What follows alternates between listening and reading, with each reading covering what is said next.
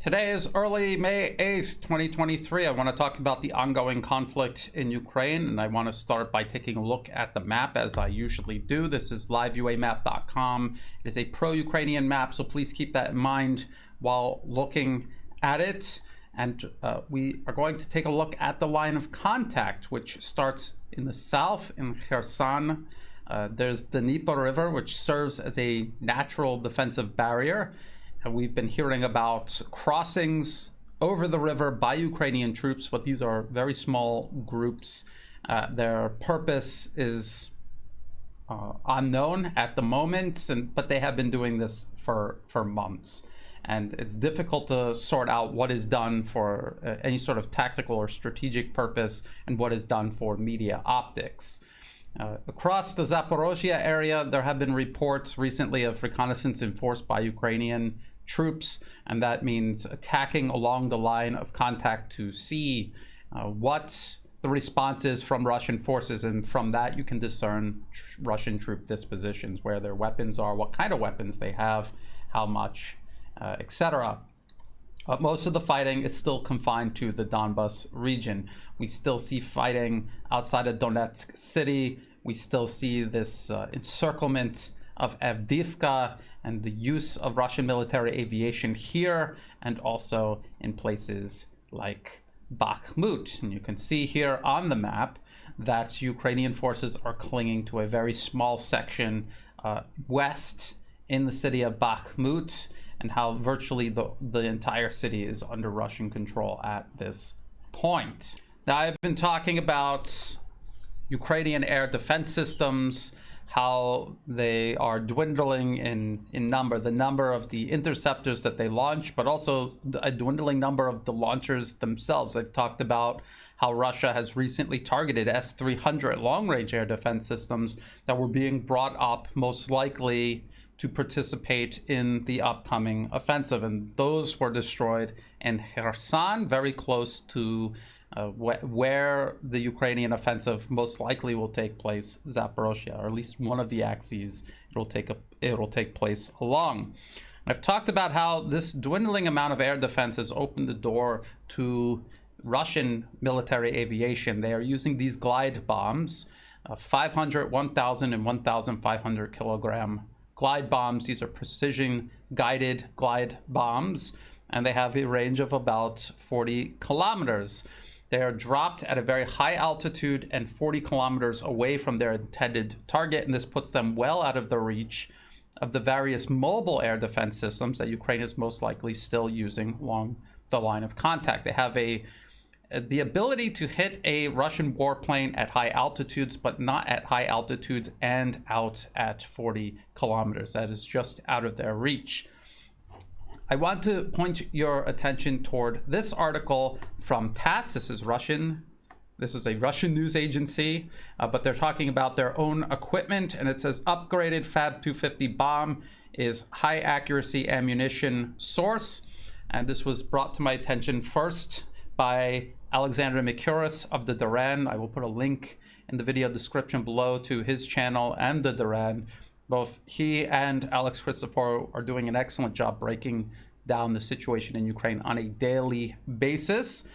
The TASS article about the Fab 250 bomb says air bombs Fab 250 in service with the Russian Aerospace Force have been put on a winged platform and equipped with a navigation system, which turned them into high accuracy guided munitions, a source in the military industrial complex told TASS. The Fab 250 bombs were installed on a wing platform and equipped with an inertial navigation system. After being detached from the aircraft that carries it at a speed of 800 to 900 kilometers per hour, the bomb glides toward a target that may be 80 kilometers away, the source said. The Fab 250, 250 kilograms, it is gliding twice the distance of the much larger 500, 1,000, 1,500 guided glide bombs, which means say a Su-34 aircraft can carry many more munitions and attack many more targets and at a further distance. And 250 kilograms, that is about the same as the warhead on, say, the guided rockets used by HIMARS. And 80 kilometers is also just about the same range as the HIMARS, the guided rockets the HIMARS uses. So a very interesting development. In addition to the 40-kilometer range, much larger glide bombs, this is actually changing the nature of the warfare along the line of contact. Russia is going to continue expanding its use of its military aviation because of the dwindling amount of Ukrainian air defenses, and also because the Russian military industry is adapting to the nature of the warfare taking place in Ukraine. Now, speaking of dwindling Ukrainian air defense, I've talked about this in recent interviews. I just want to show you this. This is from ABC News. This is Australia News. And what you see on the screen is actually a Ukrainian Bayraktar TB-2 drone flying over Kiev, and Ukrainian air defense downed it. And you can see eventually they're going to show it downed by an air defense missile. Ukraine does not have air defense missiles to spare. The fact that they're using air defense missiles on their own drone is a very puzzling development. Ukraine claims that they lost contact with the drone, which is what prompted them to down it. They downed it in the middle of the city. And so I think it's probably more than just having lost control of it. Why wouldn't you just allow it to continue flying until it's in a less populated area and then down it? So maybe Russia and its electronic warfare gained control over it. Maybe that is a possibility.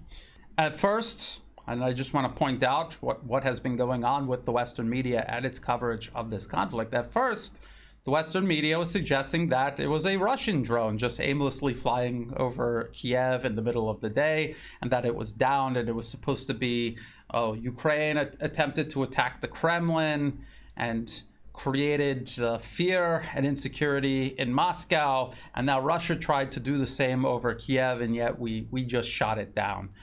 Then it turned out that it was actually their own drone, and it was actually the Ukrainian Air Force that admitted it. It was very clearly a Bayraktar TB-2 drone. Speaking of Ukraine downing various types of targets over Ukraine, we have been hearing news about Ukraine allegedly downing a Russian hypersonic Kinzhal missile. And if you look at the news, do a Google News search, Ukraine hypersonic missile, Ukraine downs Russian hypersonic missile with US Patriot system. Al Jazeera, CNBC, CNN, The Washington Post, The Business Insider, NPR, The Washington Post, DW, all of them are reporting this. Every single one of them are reporting this, and yet this is another case where the Ukrainian Air Force itself has admitted that this never happened. This did not happen. So I want to take a look at this article first from the New Voice of Ukraine. This is very clearly a pro-Ukrainian media platform, and it says, Ukrainian Air Force denies reports Kinzhal hypersonic ballistic missile downed over Kiev. And this is an article that must have been very reluctantly written, and yet they wrote it anyway. And the Western media is going to continue claiming that this is a Kinzhal missile. It says reports that a Russian Kinzhal hypersonic air-launched ballistic missile strike was downed over Kiev during the night of May 4th are false. The spokesperson for the Air Force Command said on May 5th, there was a possibility of the use of ballistic missiles, but none were detected, they said in a comment to Ukrainian broadcaster Suspilny on May 5th. He also noted that some military officials have already received reprimands for spreading false information that the collective Western media is more than happy to spread. And I wondered, is there any, even just one report in the Western media that is going to mention that the spokesperson for the Ukrainian Air Force has denied this? And it turns out, yes, there is. This is from Newsweek, and look at the headline here. Did Ukraine down Russia's unbeatable hypersonic Kinzhal missile? Question mark. Is this really a question? Because if you go down in the article, this is what it actually says. Ukrainian Air Force spokesman Yuri Ignat said in a statement, "I have already refuted 1,000 times. You should have seen it yesterday. There was a possibility of using ballistic missiles, but no ballistic missiles were recorded." A Ukrainian Telegram channel reporting on Ignat's statement clarified that the Air Command does not confirm the media reports about the downing of the Kinzhal missile over Kiev. The channel added that the news media outlets that had suggested that have been reproached as Russia is using their information in the war against Ukraine. So why is there a question in Newsweek's headline when there is such a definitive and conclusive denial from the Ukrainian Air Force? Why? Because the Western media does not want to admit that it was misinforming its readers. They want that propaganda, which is politically expedient, to continue filtering out into the public even after it's been denied. So people need to keep this in mind when reading the Western media, if they don't know already, that this is how the Western media operates. It's about advancing a geopolitical agenda, not informing people of the facts. Even facts that have been laid out by Ukraine itself, they're still not going to report it in an honest manner because it's politically inconvenient. Now, I'm talking about the fighting on the ground in Ukraine. I mentioned the fighting continues in Bakhmut. There's only a handful of blocks left held by Ukrainian forces. This fighting is taking place. Russian private military company Wagner is doing most of this fighting. And we've heard this news about Wagner's head, Prigozhin. And he came out in a video recently, a very emotional video where he was condemning the Russian Ministry of Defense, condemning them for not sending enough ammunition, accusing various specific members of the Ministry of Defense of treason. And he did this all with dead bodies of Wagner fighters in the background. And there's a lot of speculation going on about why this video was made. What is Prigozhin doing? Is this some sort of psychological operation? Is this Prigozhin losing his mind? Is this frustration on Prigozhin's part and a cynical stunt to attempt to fulfill his ambitions? I'm going to lay out three possibilities. We don't know yet. We can only speculate. These are three possibilities to keep in mind as evidence emerges. We can figure out which one is the most plausible. So I'll start with Prigozhin and his ambitions. Maybe he wanted to take all of Bakhmut. He wanted himself and his private military company, Wagner, to take the city of Bakhmut, perhaps by a certain date, say sometime before May 9th, Russian Victory Day. He wanted to get credit for doing this. The Ministry of Defense was giving him enough ammunition to grind down Ukrainian forces in and around Bakhmut, but maybe not enough to conduct the offensive he wanted to conduct, to seize the city and take all of that glory for himself and his private military company. I mean, I have talked at length about the difference between a war of attrition and a war of territorial conquest, and how much more expensive it is in terms of lives and equipment and ammunition, that when you're trying to take territory from a peer or near peer enemy, there is a very high cost involved, and you have to be very prepared to pay that cost. And you cannot do that with the ammunition and equipment given to you for fighting instead a war of attrition. They are two completely different ways of approaching modern warfare. And so that is one possibility. Prigozhin wanted to fight it one way. The Ministry of Defense decided already that it would be fought another way. The resources allocated for Wagner is for a war of attrition, while Prigozhin is encouraging his forces to take territory. So that's one possibility. He made this video trying to stir up public support, maybe to get behind him, to undermine the position of those in the Ministry of Defense and shame them into giving him the equipment and the ammunition he needs to conduct this campaign in the way he wants to. The second possibility, and this was laid out very well by Alex and Alexander of the Duran. Again, they do excellent work every single day. They pointed out that Prigozhin is not a military man. He's not a trained Russian military officer. He does not have the discipline and, more importantly, the conditioning of a military officer. People underestimate, people who have not been in the military may underestimate the type of brotherhood that develops between you and other soldiers on the battlefield, or even just during training. I was never in combat, but you develop a very close relationship with the people around you when you're doing very difficult work out in the field under difficult conditions. There's a lot of teamwork involved. That teamwork develops into a sort of brotherhood. And imagine under combat conditions, watching these men die around you, people you're very close to, connected with. That is going to get at you emotionally. Military officer training is supposed to desensitize you to that. It's supposed to give you the discipline and the military bearing required to overcome those emotions and continue focusing on strategic decision making. Because Prigozhin lacks this, it seems maybe he's being overwhelmed by emotions, and this is just him at his limits, and this is him and maybe Wagner tactically and strategically needing to take a break and needing to go refit. That is the second possibility as to why he would have made a video like this. He will take everything very personal, and even matters that are just the reality of warfare, he will attempt to find someone to blame for them, taking it very personally.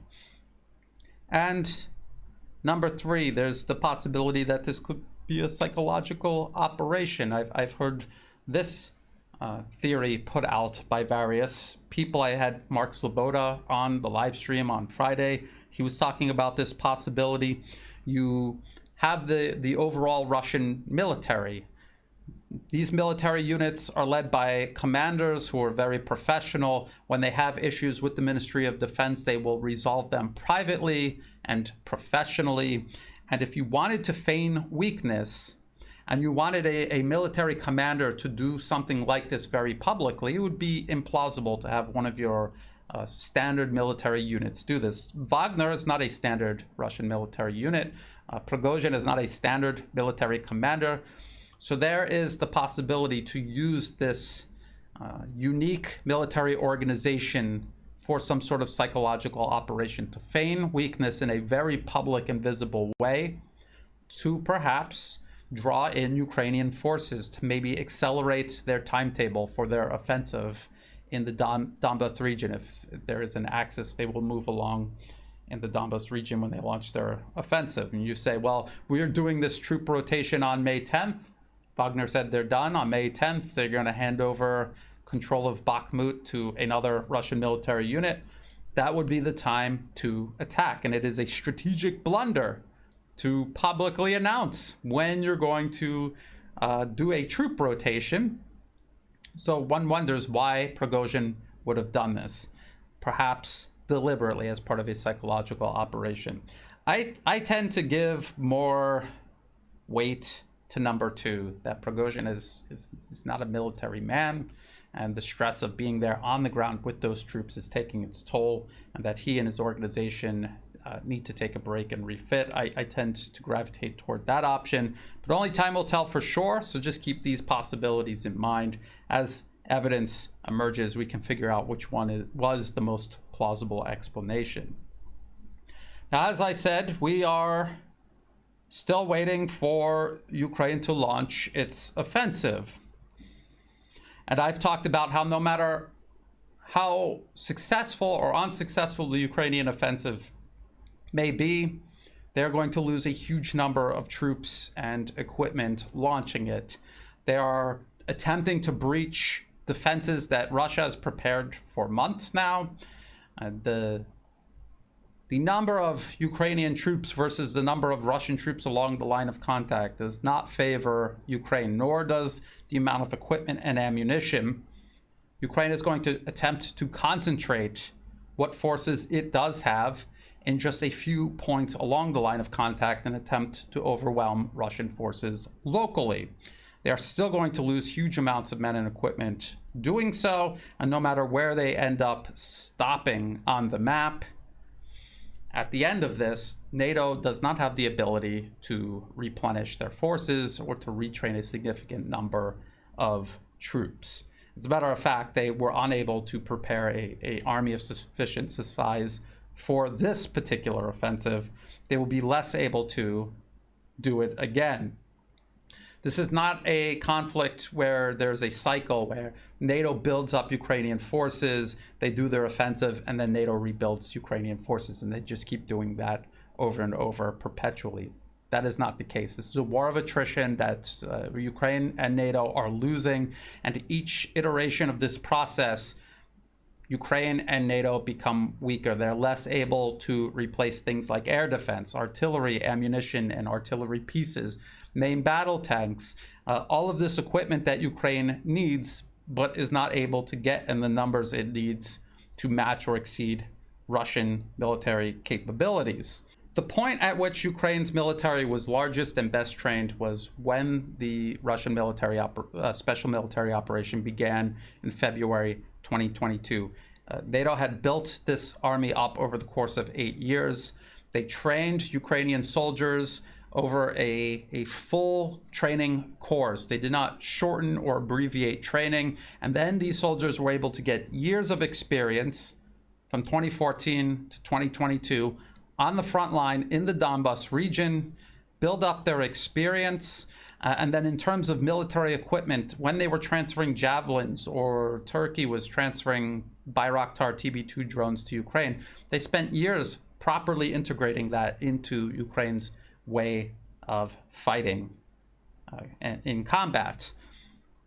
At the beginning of the special military operation, Ukraine had over 1,000 artillery pieces and multiple launch rocket systems. They had over 1,000 main battle tanks. For this upcoming offensive, NATO has furbished Ukraine with 230 tanks, a lot of them being Soviet era tanks and older Leopard 1 main battle tanks. Do you see what the problem is? They have about 200 to 300 artillery pieces now versus 1,000 when the special military operation began. NATO is simply incapable of furbishing Ukraine with the amount of weapons and ammunition that it needs. They cannot even match or exceed what Ukraine had in February 2022 when this phase of this conflict began. So it's very important to keep that in mind when considering this particular offensive and then the aftermath, what the US and the rest of NATO is going to do to try to replace the losses Ukraine will inevitably suffer.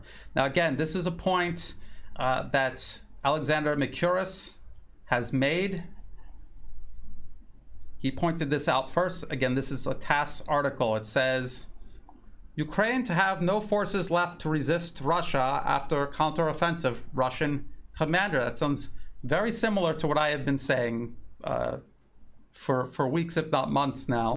They're talking about Abdi Aludinov of the Bakhmut Special Forces Commando Unit and aide to Chechen leader Ramzan Kadyrov.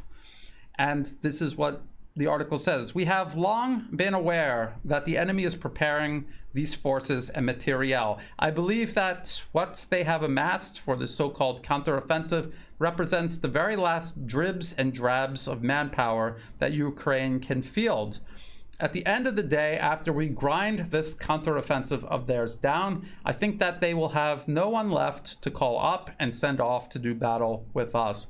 We will gradually move forward then, Aludinov pointed out.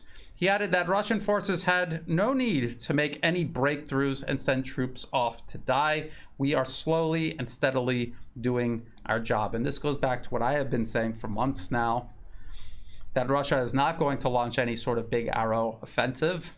They never said that they would. They're not going to. It's extremely costly. It's a huge investment when they have the advantage in long-range firepower and in terms of ammunition supply to fight a more incremental and more conservative way. They're able to conserve their manpower while taking out a huge toll on the enemy. That's what they have been doing, and that's what they say they will continue to do. And I've been saying this for months because that's what Russian commanders have been saying for months. So this is also from TASS. This is from October last year. Russian troops persistently grinding down enemy forces in Ukraine. Operation Commander. And this article says Russian troops do not seek a high pace of advance in the special military operation in Ukraine and are persistently grinding down enemy forces. Commander of the Integrated Group of Forces in Ukraine, Army General Sergei Surovikin, said on Tuesday, "We have a different strategy. It was highlighted by the Supreme Commander-in-Chief. We do not seek high rates of advance. We spare each soldier and are persistently grinding down the advancing enemy," the general told reporters. This is what they said last October, and then that's what they proceeded to do. It wasn't as if they launched an offensive, it failed, and this was the explanation they used to explain it. This is what they said after the Ukrainian fall offensive last year. As General Surovikin was stabilizing the line of contact, he said, "We're going to grind down Ukrainian troops," and that's what they did in Bakhmut especially. That is what they have been doing. They had no intention of launching a winter offensive. The goal was to just put as much pressure along the line of contact as possible to strain and break Ukrainian forces where they could and to draw as many forces in and destroy them as possible. That is what they have done. That is what they are now saying they will continue doing. Russia has an overabundance of long-range artillery, rockets, missiles, and their entire military aviation at their disposal to fight this long-range conservative warfare. Ukraine does not. They do not have this ability. They don't have the weapon systems and the quantities needed or the ammunition in the quantity necessary to match or exceed Russian capabilities. They have no choice but to send large numbers of troops and machines into Russian defenses, hoping to overwhelm them and compelling Russia to withdraw. That is the only way they are going to take territory on the battlefield, and they are obsessed with that because they are so incapable of fighting a war of attrition and matching the military-industrial output of the Russian Federation. Now, speaking of long-range weapons, and specifically weapons used by Ukraine, let's talk about HIMARS, and this is coming from CNN. Russia's jamming of US-provided rocket systems complicates Ukraine's war efforts. The article says Russia has been thwarting US-made mobile rocket systems in Ukraine more frequently in recent months, using electronic jammers to throw off its GPS-guided targeting system to cause rockets to miss their targets. Multiple people briefed on the matter told CNN. In recent months, the systems have been rendered increasingly less effective by the Russia's intensive blocking, 5 U.S., British, and Ukrainian sources tell CNN, forcing U.S. and Ukrainian officials to find ways to tweak the HIMARS' software to counter the evolving Russian jamming efforts. It is a constant cat-and-mouse game of finding a countermeasure to the jamming, a Pentagon official said, only to then have the Russians counteract that countermeasure. And it's not clear how sustainable that game is in the long term. Just like everything else, it is very unsustainable. And this is another thing that I had been talking about for months. Actually, as soon as they announced the HIMARS were being sent, I pointed out that they would not be sent in the numbers necessary to match or exceed similar Russian capabilities like the Tornado S, which actually has a longer range than the HIMARS does at 120 kilometers. They would be intercepted by Russia's formidable anti-air and anti-missile defense systems, and that they would face jamming. And now all three of these problems have been confirmed over the last several months, and now this with the jamming of the GPS signal from CNN. And it's not that the HIMARS is ineffective, it's just that Ukraine never had the amount of time it needed to fully and properly integrate it with the rest of its military. It's not getting them in large enough numbers. The ammunition available to them is not available in the quantity necessary to make any sort of major strategic difference on the battlefield. They are capable of hitting Russian targets far behind the line of contact, but just not in any way that's going to change the tide of the fighting. Now, finally, I want to talk about, I continue talking about this attrition aspect of this conflict, and talking not just about advanced weapons that Ukraine does not have enough of, like air defense or multiple launch rocket systems, but basic things like artillery, ammunition. Now, this comes from China Daily, which is obviously not a Western news outlet, but it says EU to ramp up ammunition after agreeing on new plan. I've talked about this before, and this is what they actually are calling the act. The Act in Support of Ammunition Production, or ASAP, proposed by the Commission, will be matched with co-financing of around 500 million euros from member states and other sources if they hope to get subsidies from the EU fund. The goal is to produce 1 million rounds of ammunition within a year. Not this year, not next year, a year. And 1 million rounds equates to about 2,700 rounds per day, which isn't even half of what Ukraine has been firing. And at 6,000 rounds a day, that is several times less than Russia is firing per day, just to put this into context and in proper perspective. The US is working to build up its artillery shell production to something around 90,000 a month. Together with the EU plan, that would get them to around 6,000 rounds per day, but that would still be much less than what Russia has been firing per day. The US is not going to achieve 90,000 rounds per month for years. It will be several years before they're able to achieve this, and it appears this European Union plan, if it even is implemented, that will also take years to achieve this minimum 6,000 rounds per day that Ukraine is currently firing, which is considered inadequate.